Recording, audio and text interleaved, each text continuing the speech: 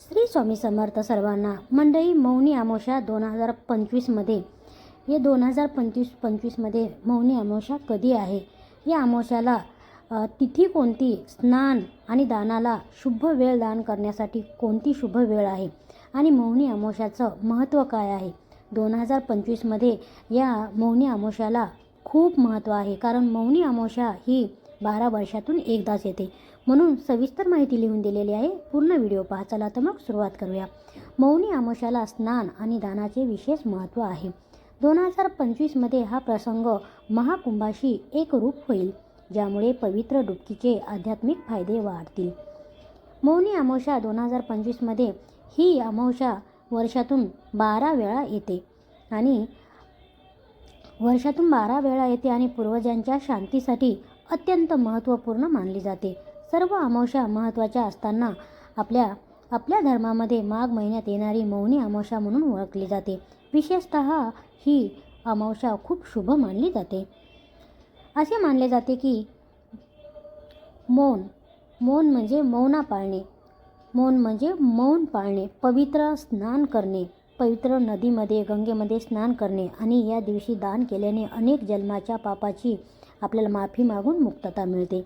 2025 हे वर्ष एक असाधारण संयोग घेऊन आले आहे, कारण मौनी अमावस्या, महाकुंभ आणि शाही स्नानासोबत मौनी अमावस्या कधी साजरी होणार आहे ते आपण जाणून घेऊया. 2025मध्ये मौनी अमावस्या कधी आहे हे आपण पाहूया. धार्मिक श्रद्धेनुसार मौनी अमावस्याला दान आणि पितृपूजन केल्याने जीवन संकटापासून आपल्याला मुक्त होते. पूर्वजांकडून आपल्याला समृद्धी आणि आशीर्वाद मिळत असतात आणि पूर्वजांची सेवा केल्याने, त्यांच्या नावाने दान केल्याने मंडळी आपल्याला पितृदोषापासून 100% मुक्तता मिळते आणि आपले पूर्वज आपल्याला खुश होऊन आशीर्वाद देतात.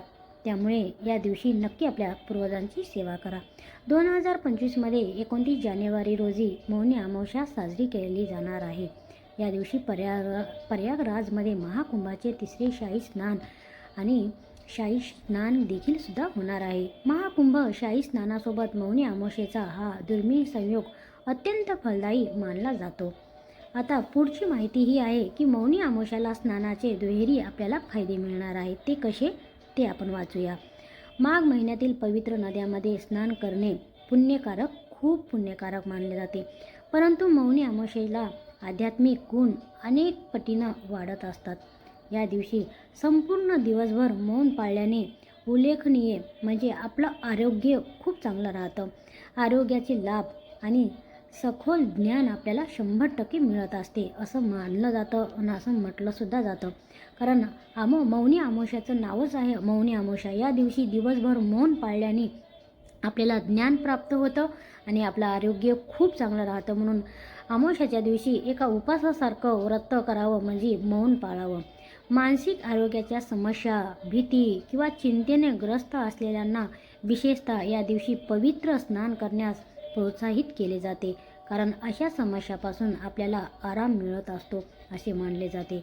मौनी अमावस्येचे खूप महत्त्व आहे, ते आपण लिहून दिलेले आहे. वाचूया. या दिवशी पवित्र नद्यांमध्ये स्नान करणे किंवा वंचितांना अन्नदान करणे अत्यंत पुण्यकारक मानले जाते. हे जाणून बुजून किंवा नकळत केलेल्या पापांची क्षमा करण्यास आपल्याला मदत होत असते. आता दिवसभर मौन पाळल्याने काय होते? दिवसभर मौन पाळल्याने आपले आरोग्य आणि बुद्धीची वाढ होत असते असे मानले जाते. मौनी अमावस्याला केलेले पवित्र स्नान मानसिक विकार, भीती, भ्रम दूर करण्यास आपल्याला मदत होत असते आणि हे व्रत पूर्ण भक्तिभावानं, श्रद्धेनं जर केलं आणि शिस्तीने पाळलं तर ज्योतिषीय तक्त्यातील ग्रह दूर 100% होऊ शकतात. म्हणून मौनी अमावस्याच्या दिवशी शक्य होईल तेवढं मौन पाळायचं व्रत नक्की करा आणि कोणत्याही एखाद्या गंगेवर जाऊन गंगेचं स्नान करा. कुंभमेळ्यामध्ये जाऊन स्नान केलं तर खूपच चांगलं. ते शक्य नसेल तर पवित्र एखाद्या गंगेचं तीर्थ घरी असेल तर आंघोळीच्या पाण्यामध्ये थोडं गंगेचं तीर्थ, गंगाजल टाका आणि त्यांनी मौनी अमावस्याच्या दिवशी स्नान करा, पूर्वजांची सेवा करा, दान करा. श्री स्वामी